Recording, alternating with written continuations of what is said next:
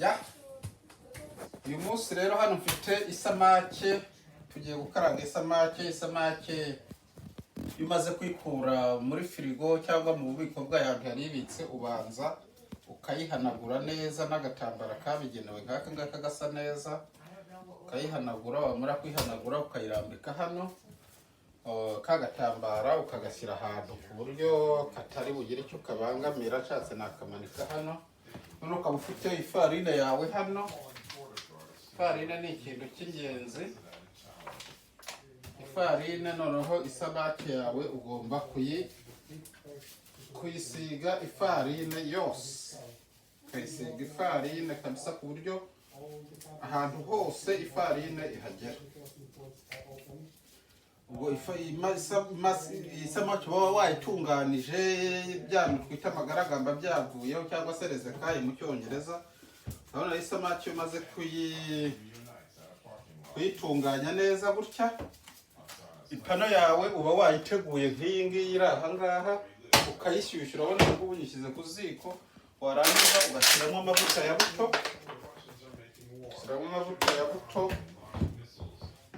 Amavuta ya buto aba agomba kubamo ndetse menshi, ariko atari menshi cyane, kubera kuko nta mavuta ya buto ukayareka nayo akabanza agashyuha, ariko ubanza ukareka iyi pano ikabanza nayo ubwayo igashyuha. Urabona kuko amavuta yatangiye kuzamura umwotsi. Ubwo rero iyo umaze isamake yanjye aha ngaha iratuje, tegereje kuko nyikaranga nkayishyira mu mavuta. Ubwo iyo ndangije hano kuyigira, hano ngomba kuba mfite n'aya mavuta yanjye ayo bita butter. Aya ngaya nayo ni butter, atuma ndaza kuyashyiramo ifi maze kuyishyiramo, kuko atuma ubushyuhe cyangwa se amaproteine, ni proteine niko navuga mu rurimi rwacu, niko tuzita, bimera neza. Ubwo rero hano ndahita ko ishyiramo isamake yanjye, amavuta namara gushya, noneho mfate njye mpindura. Ngomba kuba mfite ikintu ngomba kujya mpinduza isamake. Nakunze kuvuga ko iyo umuntu ashaka gukora isamake ni ngombwa ngo aba afite akantu nk'aka ngaka, byaba byiza ndetse afite tubiri. Urabona ko mfite tubiri kugira ngo isamake ujye uyegura ku buryo bwiza. Isamake ugomba kugenda uyegura ku buryo itagira ikibazo. Urabona iyi samake iri mu mavuta, ariko urabona ko amavuta nyine agomba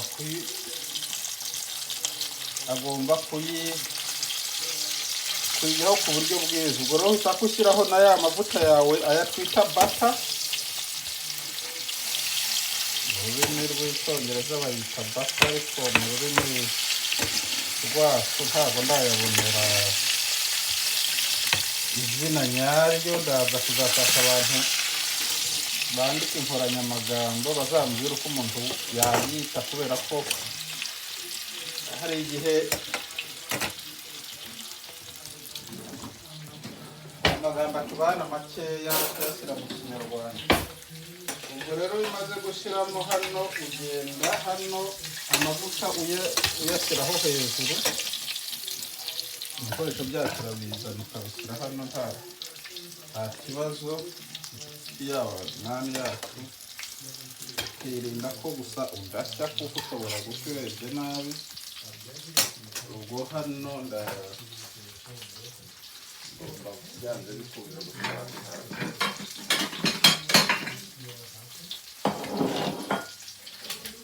bigomba kubirambika hano. Umurimo w'iki ngiki warangiye.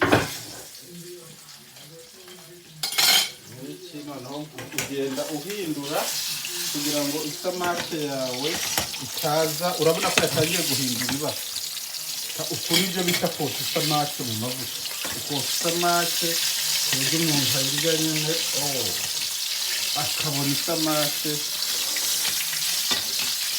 yahiye, yahiye nk'uko abishaka. Isamake ukayotsa ku buryo uyiriye kurya yumva isamake imeze neza. Urabona ukuntu isamake ndi kuyotsa hano, urabona ko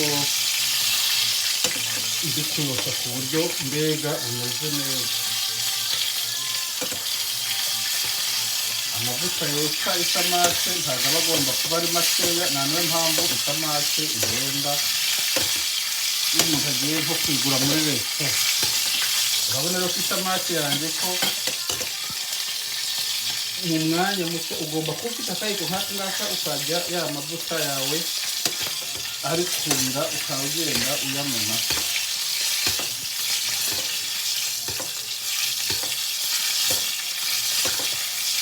Iyo bimaze kumera kuriya rero biba byiza iyo unyanyagijeho akunyu kugira ngo isamake ize kumera neza. Uyu ni umunyu, urawufata ukawunyanyagiza kuri ya samake yawe gutya kugira ngo umuntu nyine naza kuyirya aze kumva imeze neza.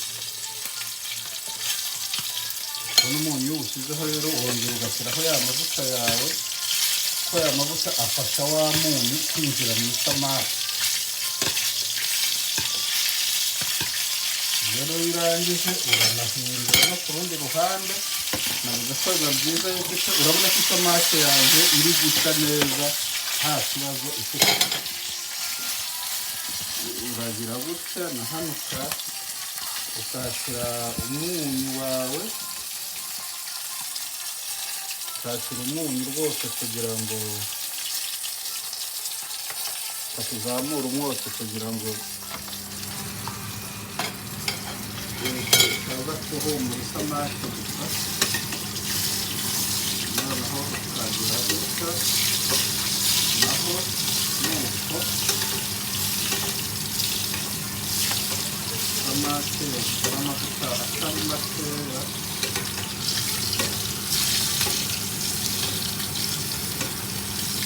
Niyo mpamvu isamake urangije rero ahantu hose uba ugomba gukora uko ushoboye. Na hano urahagira gutya, ko naho haba hagomba gutya. Isamake iyo umuntu ayitetse ntagomba kujya ku ruhande, akuyiteka kugeza ihiye. Rero ugomba kujya ku ruhande, akuyiteka kugera isaha yawe ihiye.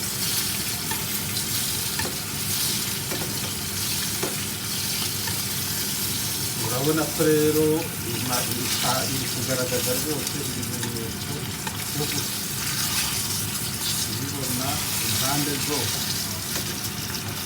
Urabona kuyihindura, ugashyiramo amavuta. Hano naho uba ugomba kuyegura gutya. Niyo mpamvu isamake umuntu ayitetse aba agomba kuyiguma uruhande. Ahantu hose igomba gushya isa, uburyo umuntu arya isamake akumva isamake yahiye. Isamake ni ukuyiteka igashya neza neza. Urabona ko mbega iyi ngiyi iri kugaragaza rwose ibimenyetso by'ubushya. Rero kuyaza murabona babe bayibereka.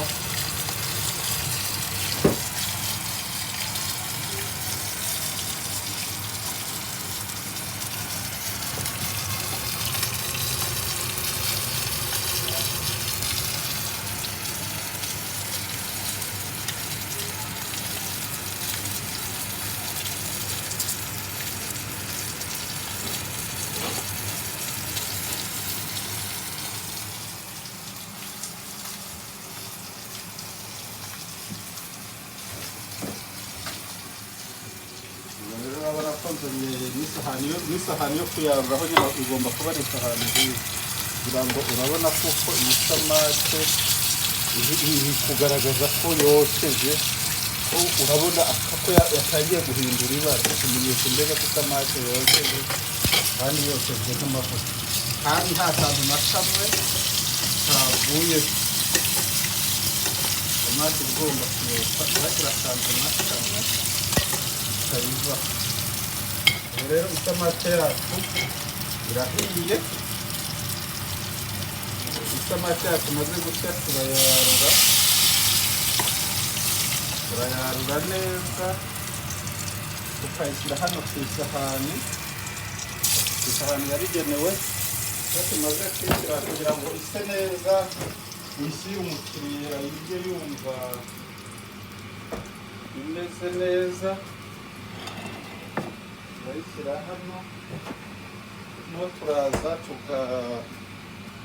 tukafata igitunguru cyiza, ariko biba byiza iyo umuntu afite sitoro, ariko ari nta na sitoro ufite, ufata igitunguru ukagikata neza,